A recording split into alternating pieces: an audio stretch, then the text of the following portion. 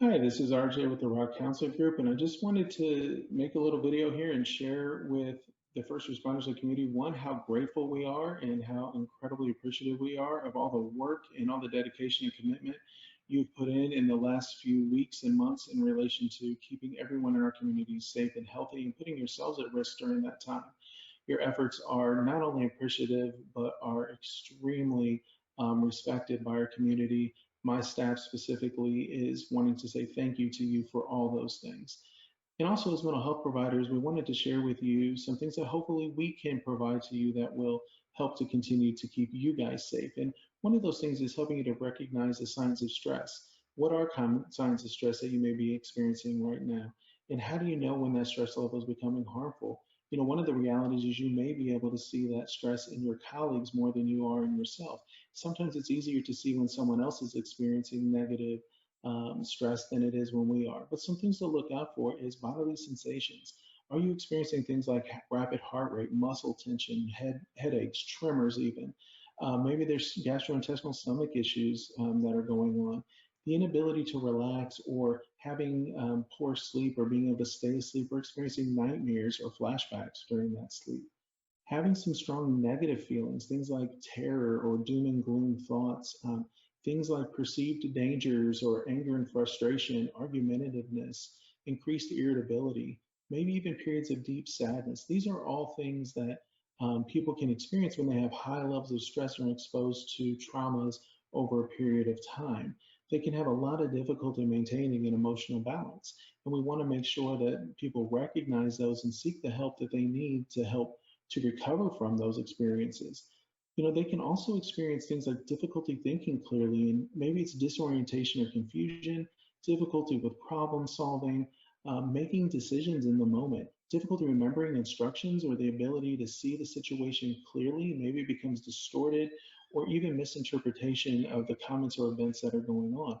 And so we want to make sure that people are working with a clear mind and are able to reduce that anxiety and reduce that fear so that their jobs and work is done at an effective and um, high level that they're used to doing those things. Other ways that people handle high levels of stress during times of trauma also are taking risky behaviors that may be problematic, unnecessary risk taking. Maybe it's failure to use protective personal equipment. Maybe it's the refusal to follow orders or leave a scene when asked by a superior. Maybe that's endangerment of others and team members because you're so emotionally invested in the situation that sometimes your judgment is um, at that point a little bit flawed. And you want to be aware of that. Increased use or misuse of prescription drugs and alcohol are also a negative way that people cope with situations like this. And so we want to make sure that if those things are happening in yourselves or you see that in your colleagues, that you're using a buddy system to check in with each other, that you're checking in with each other not only on shift, but after shift as well, to make sure that people are coping in a healthy way. And if not, really encourage them to use the resources in our community, whether that be through a therapist, whether that be through a peer support network, whether that be through counseling or any of those types of situations to help develop healthier coping skills to manage through this difficult time that we're all experiencing. And so you say, well, what can I do, personally to help begin that? Well, the first thing is really set a self-care plan in motion. Trying to eat nutritiously and avoid excessive junk foods, especially those foods that are high in sugar, caffeine, alcohol, tobacco. Those things are not going to be helpful. They're going to increase your sense of anxiety and they're going to increase high levels of energy that may not be helpful to manage all of those thinking and strong thoughts that are going through your mind in relation to what your experiences are.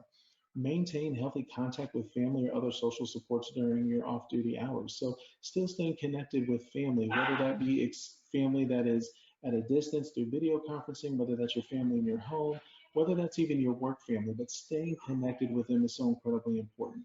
Getting enough rest and sleep, especially when you work long shifts. So making sure you have a dedicated space in your home or a dedicated place where you are able to get the rest you need. You are able to utilize that for some isolation to relax, do some activities that you want, meaning engaging in your hobbies, reading a book. Maybe it's doing some physical activity, maybe it's woodworking, yard work, but making sure that you have the opportunity to continue to stay active, but doing that in things that you enjoy. Implement some stress management techniques. So again, reducing physical tension by exercising, stretching, hiking, deep breaths, even listening to music and doing things physical is extremely important. Practice that self-awareness though, and so recognize your personal stress signs. Is this stress related to the current shift I worked? Is it related to other financial stresses?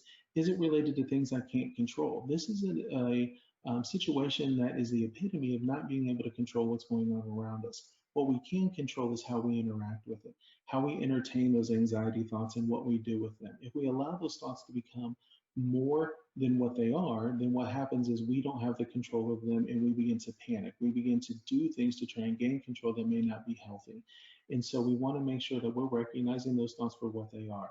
The first way to do that is recognize that, look, let's all be honest, this situation sucks. This is not something that we want. This is not something that we are choosing to engage in. This is something we're being forced to respond to. So sitting with that emotion and recognizing that, yes, this sucks is something that's extremely helpful. Sometimes when we fight the natural emotion that we have, we don't necessarily allow it to experience it, so it becomes more.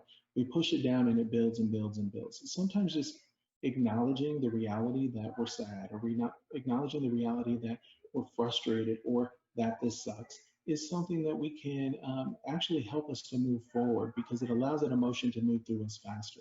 The other part is having the recognition that we don't have to be the same person we were yesterday today.